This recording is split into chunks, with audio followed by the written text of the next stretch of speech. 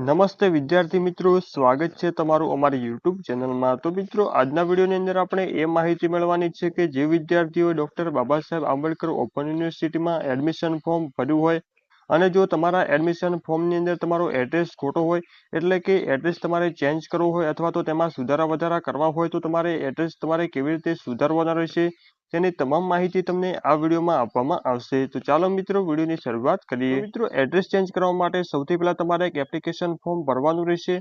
તો મિત્રો, આ એપ્લિકેશન ફોર્મ ડાઉનલોડ કરવા માટે સૌથી પહેલા તમારે ડોક્ટર બાબા સાહેબ આંબેડકર ઓપન યુનિવર્સિટીની વેબસાઇટને ઓપન કરવાની રહેશે। તો મિત્રો, જેવી તમે વેબસાઇટને ઓપન કરશો એટલે આ મુજબનું પેજ જોવા મળશે। તો મિત્રો, અહીંયા જે એડમિશનનો મેનુ આપેલો છે તેના પર તમારે ક્લિક કરી દેવાનું રહેશે। જેવું તેના પર તમે ક્લિક કરશો એટલે આ મુજબનું પેજ ઓપન થશે। તો મિત્રો, અહીંયા અલગ અલગ મેનુઓ તમને જોવા મળશે। આની અંદર જે એપ્લિકેશન ફોર્મનો જે મેનુ આપેલો છે તે મેનુ પર તમારે ક્લિક કરી દેવાનું રહેશે।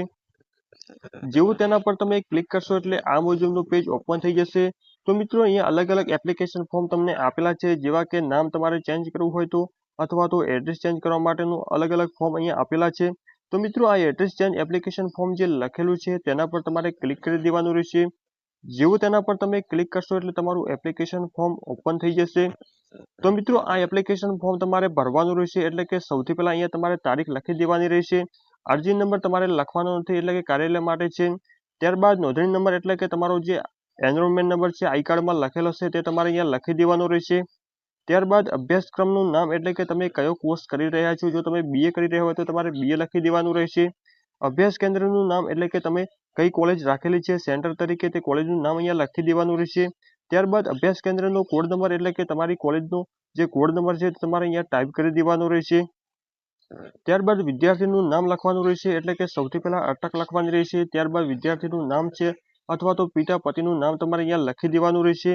ત્યારબાદ વિદ્યાર્થીનું જૂનું સરનામું એટલે કે તમારું જે એડમિશન ફોર્મની અંદર જે ખોટું સરનામું છે તે તમારે અહીંયા લખી દેવાનું રહેશે। તેનો જે પિન કોડ છે તે પણ લખી દેવાનો રહેશે તથા ફોન નંબર પણ તમારે અહીંયા લખી દેવાનો રહેશે। તથા જે નવું સરનામું એટલે કે જે સરનામું તમારે અપડેટ કરવાનું છે, એટલે કે જે નવું સરનામું છે તે પ્રમાણે અહીંયા તમારે લખી દેવાનું રહેશે। તેનો પિન કોડ લખી દેવાનો રહેશે, ફોન નંબર છે, મોબાઈલ નંબર છે વગેરે વિગતો તમારે ભરી દેવાની રહેશે। ત્યારબાદ તમારું સ્થળ અને તારીખ લખવાની રહેશે, એટલે કે તમે કયા સ્થળેથી અરજી કરી રહ્યા છો તે સ્થળનું નામ લખવાનું રહેશે। તારીખ પણ તમારે લખી દેવાની રહેશે। ત્યારબાદ વિદ્યાર્થીની સહી પણ કરી દેવાની રહેશે।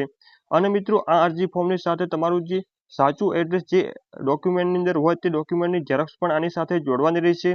અને મિત્રો, આ અરજી ફોર્મ ભરીને તમારે યુનિવર્સિટીમાં મોકલવાનું રહેશે, એટલે કે આપણી જે યુનિવર્સિટી અમદાવાદ ખાતે આવેલી છે જેનો એડ્રેસ અહીંયા આપેલો છે તે એડ્રેસ પ્રમાણે તમારે આ જે ફોર્મ છે તે પોસ્ટ દ્વારા અથવા તો પોસ્ટ ઓફિસમાં જઈને અથવા તો કુરિયર દ્વારા તમારે યુનિવર્સિટીમાં આ ફોર્મને મોકલી દેવાનું રહેશે। તો મિત્રો, જે વિદ્યાર્થીઓને એડ્રેસ ચેન્જ કરવાનો હોય તે વિદ્યાર્થીઓ આવી રીતે અરજી ફોર્મ ભરીને આપણે યુનિવર્સિટી અમદાવાદ ખાતે આ અરજી મોકલી દેવાની રહેશે।